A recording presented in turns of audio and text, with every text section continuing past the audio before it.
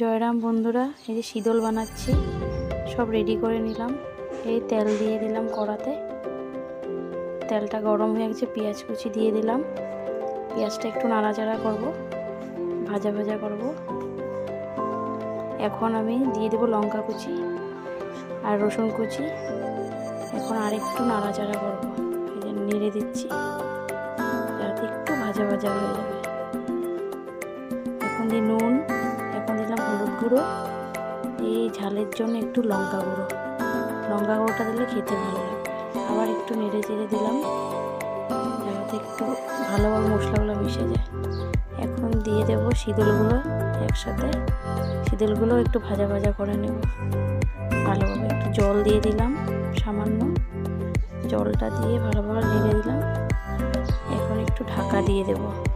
এই শীতলটা আমার কমপ্লিট। ঢাকাটা উল্টিয়ে দেখলাম কমপ্লিট হয়ে গেল, তেল ছেড়ে দিয়েছে শীতলের থেকে। শীতলটা পুরোপুরি রেডি। এখন বাটিতে নিয়ে নেব।